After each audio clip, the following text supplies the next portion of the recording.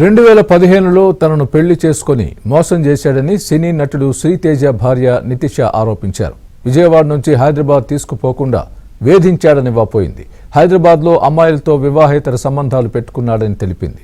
హైదరాబాద్కు తీసుకువెళ్లమని అడిగినందుకు తనపై విచక్షణారహితంగా దాడి చేశాడని ఆందోళన వ్యక్తం చేసింది. శ్రీతేజ ఇంటిలో అమ్మాయిల బట్టలు వస్తువులు ఉండేవని, దానిపై ప్రశ్నిస్తే ప్రొడక్షన్కి సంబంధించినవని అవి ఇవ్వాలని తప్పించుకునేవాడని ఏబిఎన్తో చెప్పుకుంది నటుడు శ్రీతేజ భార్య నితిష. విడాకులు కోరుతూ విజయవాడ కోర్టును ఆశ్రయించినట్లు ఆమె తెలిపారు. అయితే కోర్టుకు హాజరు కాకుండా మెయింటెనెన్స్ ఇవ్వకుండా వేధిస్తున్నాడని నితిష వాపోయింది.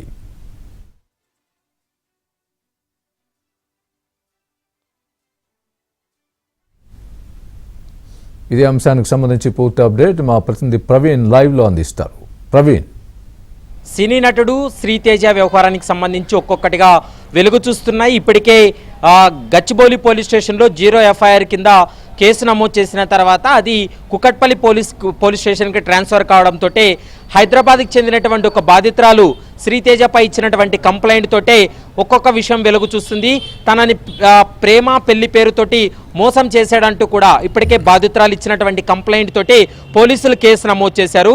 మరోవైపు శ్రీతేజ 2015లోనే ఒక అమ్మాయిని పెళ్లి చేసుకొని ఆమెను కూడా మోసం చేసినటువంటి పరిస్థితి కూడా కనపడుతుంది.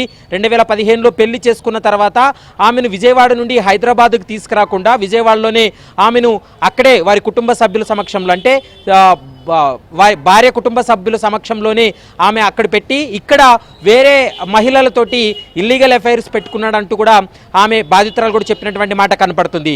భార్య కూడా ఏబిఎన్తో మాట్లాడింది. ఏబిఎన్తో చెప్పినటువంటి మాటల్లో మనం వింటే ఇప్పుడు కంప్లైంట్ ఇచ్చినటువంటి బాధితురాలను కూడా గతంలో ఫ్రెండ్గా అంటూ తనకు పరిచయం చేయడం, శ్రీతేజకు తనకు పెళ్ళి అయిన సమయంలో కూడా ఈ బాధితురాలు తన పెళ్లికి కూడా వచ్చిందనేటువంటి అంశాన్ని కూడా చెప్పడం జరిగింది.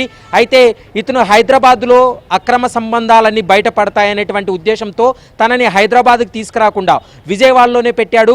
దీంతో ఇతను చేసేటువంటి అరాచకాలు భరించలేకే తాను విడాకులకు వెళ్ళాను, కానీ విడాకులు ఇవ్వకుండా తనని వేధింపులకు గురి చేస్తున్నాడంటూ కూడా స్పష్టంగా నితిష, శ్రీతేజ భార్య నితిష కూడా చెప్పినటువంటి మాట. మరోవైపు విడాకులతో పాటు తనను మానసికంగా శారీరకంగా ఇబ్బందులకు గురి చేశాడు, తనపైన విచక్షణ రహితంగా దాడి చేశాడు. ఏదైనా అనుమానం వచ్చి క్వశ్చన్ చేస్తే తన తల్లిదండ్రుల ముందే నా పైన దాడి జరిగిందనేటువంటి అంశాన్ని కూడా ఏబిఎన్తో కూడా చెప్పినటువంటి మాట కనపడుతుంది. ప్రస్తుతం విజయవాడ కోర్టులో ఆమె విడాకులు కోరుతూ పిటిషన్ దాఖలు చేశారు. కానీ ఇప్పటికే శ్రీతేజకు నోటీసులు వెళ్ళినప్పటికీ కూడా కోర్టుకు హాజరు కాకుండా నెగ్లెక్ట్ చేస్తూ ఉన్నాడు.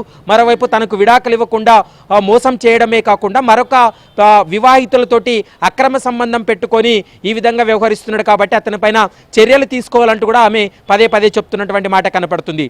మరోవైపు శ్రీతేజ చేతిలో మేము బాధితులయ్యాము, మేము మోసపోయాము, దాదాపు 20 లక్షల రూపాయల వరకు కూడా అతనికి ఖర్చు చేశాను, పెళ్లి పేరుతోటి తనను మోసం చేశాడంటూ కూడా మరొక యువతి ప్రస్తుతం కుకట్పల్లి పోలీస్ స్టేషన్లో ఇచ్చినటువంటి కంప్లైంట్, ఆ కంప్లైంట్ మీదే బిఎన్ఎస్ యాక్ట్ ప్రకారం 3 సెక్షన్ల కింద కేసు నమోదు చేసి కుకట్పల్లి పోలీసులు విచారణ కూడా కొనసాగిస్తున్నటువంటి పరిస్థితి అయితే స్పష్టంగా కనపడుతుంది. Swami, right Praveen, thanks for the update. Madam నమస్తే, ఈ శ్రీతేజ మీ హస్బెండ్ అండి?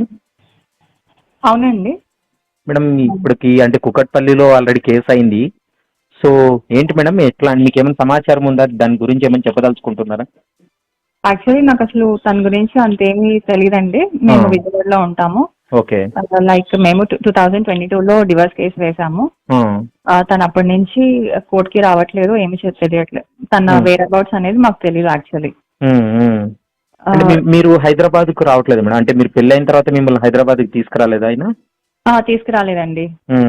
నాకు పాప పుట్టిన దగ్గర నుంచి నేను మా పేరెంట్స్ దగ్గరే ఉంటున్నాను. సో మేము మా సైడ్ నుంచి మేము ఎంత ట్రై చేసినా తను మరి తనకి ఇలా రిలేషన్స్ ఉన్నాయని మాకు ఈ మధ్య తెలిసినాయి. సో మరి అవి మేము వస్తే ఎక్కడ బయటపడతాయని మరి నువ్వు రివర్స్ లో నన్ను ఇక్కడే ఉంచాడు మా పేరెంట్స్ దగ్గరే. ఏమనంటే నేను ఇంకా సెటిల్ అవ్వలేదు అని చెప్పేవాడు. మీరు మ్యారేజ్ అయిన తర్వాత ఇప్పుడు మొత్తం మీరు విజయవాడ అంటున్నారు, అంటే మీ భర్త ఇక్కడ ఉంటున్నారు, మీరు ఎప్పుడు ఫోర్స్ చేయలేదండి? అంటే తీసుకెళ్ళండి హైదరాబాద్ లో, నీతో పాటు నేను ఉంటానని మీరు అడగలేదా? మేము కానీ అలాగే అడిగితే మేము వచ్చాక సడన్ గా షూటింగ్ ఉందని లాక్ వేసుకుని వెళ్ళిపోయేవాడు, అలా చేసేవాడు.